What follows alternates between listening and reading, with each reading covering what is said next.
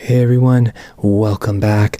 Let's jump into our buttons. So I'm actually going to zoom out here and go into my visual style and exploration section. I'm going to grab the buttons frame. I'm going to copy that with a Command C, or you can do it with a Control C. And then I'm going to paste it here, Control V or Command V. So as you can see, based off of my designs and exploration, I found a bunch of buttons here. I'm working with these types of buttons, and I've come to my final conclusion on how I wanted to actually approach them. So basically, I was happy with this type of structure. So I have 4 different types of buttons, mostly 3. So I'll go over why. So I have the main button in 2 different styles. So if I drag this button out here, I'll place it in here. I have it in the primary style. I have it in the secondary style, which is, this one that we have, and, just cleaning it up. At this point, you want to start standardizing. I had these 2 versions of buttons, and I decided to go with this stronger version because it was more prominent. I needed it more often than this version. If I use this only as like a one-off for like a back button where we only saw it like maybe once or twice in the app, maybe it wasn't worth it. So then I opted to have even a tertiary version for this kind of like CTA button.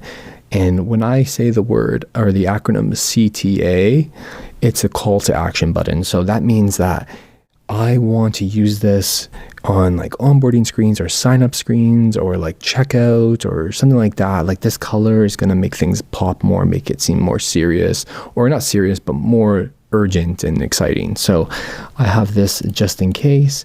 And then I have another one I've named inverted.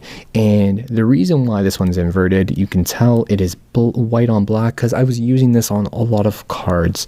And I think it's nice to just have this as a kind of like a text button in the situation where we have a back button like this, and we can, sneak that in there to have something very, very like toned down in comparison to like a primary button. So those are the buttons. I also have small versions of this button.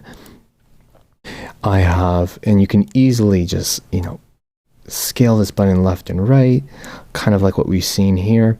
I have the ability to enter a button label. We've all used component properties now. You can easily create like a component property by clicking on the item and actually, linking that property up here. So we know how to do that. I have a Boolean property for my icon, and then the ability to have an instance property afterwards if I need to. So sometimes these icons will come in and they'll be like dark in terms of their color. So you can just change that really quickly by finding the N900 version and swapping that out. Oops. There we go. So you can easily bring in any other icon that you want. And that's basically all there is to this button. It's really simple, and as you can tell, built based off of all these options that we had here. Let's get into the other components. I also have the button container. So this is going to be usually at the bottom or the very bottom of the screen. If we go back to my visual style and exploration section, I started using this kind of like button container in sections like this where we had like 2 buttons. When I started really raising the fidelity on the registration, I've also seen it on the showing results and the other screens like over here, or adding to cart, or there you go. So, there's a lot of different options there. I have it like at the pay now checkout. So there's lots of button containers, and let me run through that. So I have 2 different types, as you can see. I have one with a background and one with no background. And in here, you can also jump into that button. So all I've done is use the frame, wrap that button inside that frame. You can change that button if you really need to. and go off and use that. I'll teach you how to use some of these components, but we have a default, a branded component. If you want it labeled with text, I have that with a Boolean property, and that's what they're really great for. Just component properties in general are going to really help you cut down on the amount of variance. I only have 2 types, and that's just based off of the color of the background. So now with this version, I can decide whether I want it to be branded or default. I can decide whether I want a secondary button like a cancel, or, you know, instead of that secondary button, I can go ahead and put like a inverted button. So now I have like a cancel button and I have the primary button. So that is how I came about creating some of these button containers, because they're reusable, they're going to be stuck at the bottom, and you can easily use them throughout your designs. And then I came up with icon buttons.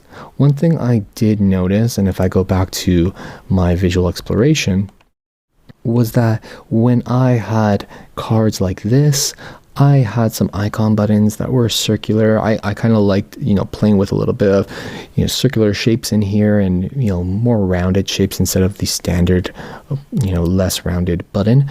So I threw those in there, very similar to our designs over here.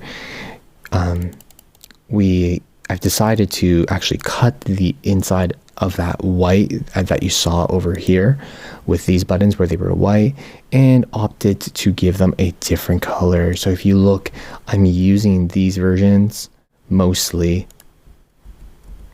So let me just remove that option, but I'm using these versions like this almost exclusively, but I've given the option if we do want to expand out to use other brand colors. So as you can see, all these different items, you can't really get into the component stage or the product component stage until you've either solidified a little bit of your styles and some of those like foundational components, and in addition, raise the fidelity. So these are what our buttons look like, and our button components in general look like right now.